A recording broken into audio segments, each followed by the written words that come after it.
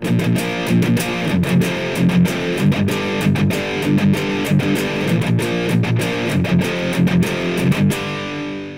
learn about some more advanced but very useful features of Tcpdump. We're going to start off with learning about checksums. Okay, so I'm going to create a new packet capture. I'm going to stiff live on ETH0, and I'm going to capture one packet. I'm going to write it to a file called checksum.pcap. Sudo, so I'm in the socket. Okay, all right, one packet was captured, you can see. Now what I'm going to do is read this pcap file in. I'm going to pass the -v option, and we'll talk about more about verbosity later. We're going to pass one level of verbosity to Tcpdump while it reads this file. And basically just gives us more output. One of the things you may see is this CK_sum. This is the checksum IP header. And this is for the TCP header. It validates that everything in the packet, the IP packet, was okay based on the checksum algorithm when it was received and sent by the system. And you can see that it says incorrect. Well, why might that be? Well, many modern network cards provide a feature called checksum offloading. And you can check whether your card supports that on Linux with ethtool -k, the network card name, and then we can grep for checksum. You can see that mine has checksumming offloading for transmit checksum. So the TX is for transmit. So what this means is when your operating system is going to send a packet out, it's going to stuff a temporary checksum inside the packet. It will then make its way to the network card to get sent out on the wire. But since if offloading is enabled, the network interface card's checksum offloading feature will replace that temporary checksum and calculate a new one that is the correct one based on the appropriate checksum algorithm and place that in the packet. Now, whenever we sniff, and whenever I sniff on my machine and then send a packet out, the Tcpdump software, any of those other software that uses libpcap, will see that packet with the fake checksum value before it's actually recalculated by the network card. And this is why it says the checksum is incorrect, because it's looking for the correct one, which is this, but instead we have a checksum of 184F, which is the default value that's stuffed in there. So once the packet leaves the operating system and hits the network card to be sent out on the wire, then it will be calculated and sent appropriately. So the receiving host can validate it. But the sending host, because of the level of where sniffing actually happens, it will not be able, Tcpdump will not be able to see the real checksum. It will see the fake value. So we need to be aware of this. And we can turn it off with an option in Tcpdump. We can do Tcpdump -- don't verify checksums. And then we're going to do the same thing, -v -nr, read that checksum.pcap file. And now you can see that there's no information printed about the incorrect checksum over here. It's just omitted. You can also do the other format that's not the long format, it's just the -k option, which -K option, which also does not validate checksums. Now let's talk about Tcpdump's different levels of verbosity. There are 3 levels, 1 through 3, and they're set by simply adding more V's. So I can do level 2, level 3 to a pcap file. And verbosity allows us Tcpdump to provide more detailed output about the packets that it sees. So we're going to do 1 level of verbosity with -v. We're reading a pcap file. I'm going to print 1. So you can see that before we had 1 line of output, now we have 2 separate lines. In the first line, the timestamp is set here. Then we have the protocol, just like in regular Tcpdump output. And first, I'll go ahead and bring up one of those so you can compare it. And then we have the source IP, the destination IP, etc. But that's where this cuts off and changes. The source and IP and destination IP are down here. Here's the verbose info right here. So first, it tells us verbose info about the IP protocol. And first we have the type of service, the time to live value, the IP ID, which is the IP identification field, an offset, IP flags. These differ from TCP flags. And you can tell by, in the TCP flags we have here, we have a capital letter F, and here we have a lowercase letter f. Here this means, DF means don't fragment. Then we have another field that says what the IP packet is carrying, and it's carrying TCP, and the number to refer to that is 6. If it was a UDP packet, it would be 17. And we have a length for the size of the packet. And we have the checksumming information that we talked about earlier. The rest is the same. So if we go over to an IP header, you can see that the identification field is here, and that is one of the numbers we talked about. Also talk about the IP flags, and that is this nibble here, or not quite a nibble. Then we have the fragmentation offset, which is that offset field we saw, the time to live field, and the protocol field. And the protocol field is what actually is the value that IP is carrying. If it's set to 6, it's TCP.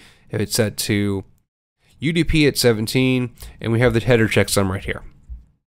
So that's just a way to print out more details about the packet. For some protocols, verbose mode and Tcpdump will actually do some basic protocol decoding.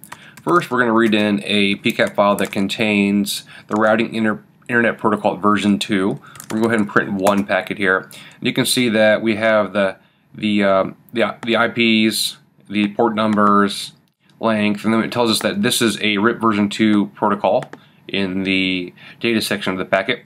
And this is actually specifically a RIP response message. Well, what happens if we actually use the -V option instead of verbosity here? You can see that it goes further. Like before, it actually gives you the extra IP header information, but here it actually goes in and prints out the data portion of RIP and parses it out. It tells us the address family, which is IP version 4, the routes themselves, the tags, the metrics for the routes, and the next hops, the gateway. So in this case, we can actually see verbose giving us more useful information than what is normally there. We're going to work with the double verbosity option, and this will just do more application layer protocol decoding. So first off, let's go to wireshark.org and go to the sample captures page here. Now I'm going to grab this NFS version 3.pcap, and we'll go ahead and quote it. When you're downloading it, you'll need to quote it because there is a ampersand here, which is the job control character for the shell. And if it's not quoted, the shell won't think you want to background that particular job. Next one we'll do is send a file name that we want to specify to make it shorter, because otherwise it's going to be pretty long. It's a long URL. So nfs.pcap.gz is what we'll have whenever this finishes downloading. Okay, and you can see here it is a compressed gzip format here. So we're going to need to decompress it, gzip-d. And now we can look at see what it is, and you can see now it is a TCP capture file. So let's go ahead and read it in. nfs.pcap, and I want to search for port 2049, which is the port NFS runs on. Actually, to do a quick check of that, you can use the etc services file on your Unix system and search for NFS, or the protocol of choice, and it tells you what port is associated with that service, and 2049 for TCP and UDP. So my filter here, nfs.pcap, port 2049 matches it for UDP and TCP because we didn't specifically specify the transport protocol. So we're going to go ahead and run that.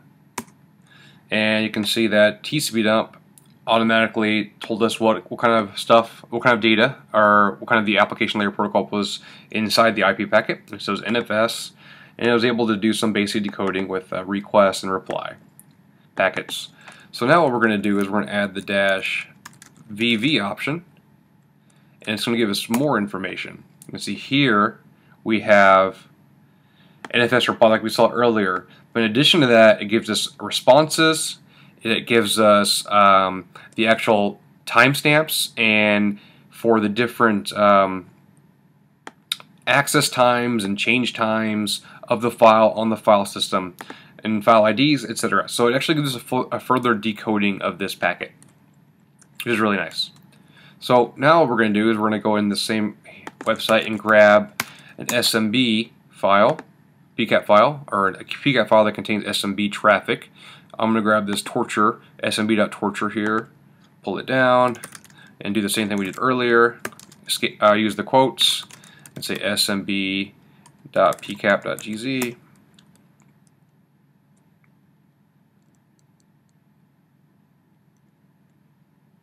Okay, and again we're going to need to decompress it. And now we have our Tcpdump capture file. So I'm going to go ahead and start off by reading in the smb.pcap file. Let's see, start the first packet here. And the first packet is using SMB. It's over port 445. Let's see if we can do SMB Etsy services. What else is it called? CIFS. Nope. Search 445. They call it Microsoft DS. So that's what we want here. And what we're going to do is we're just going to go ahead and match everything on this port 445. That's just the SMB traffic. You can see there's a lot of it in there.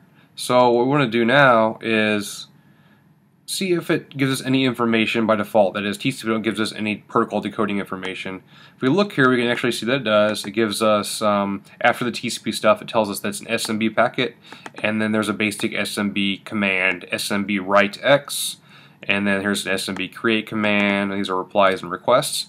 What happens if we want to get more information? Well, if we do the -v, all we really get is the extra TCP header, or excuse me, IP header fields that we talked about earlier.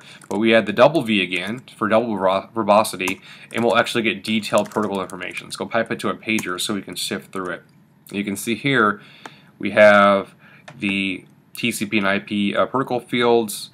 Then after that we have the SMB packet, and where we saw just this earlier, now it has all this extra data that Tcpdump was able to decode for us.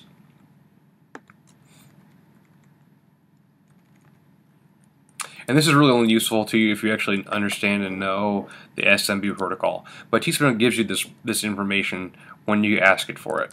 And there's some actual data here, application data it looks like.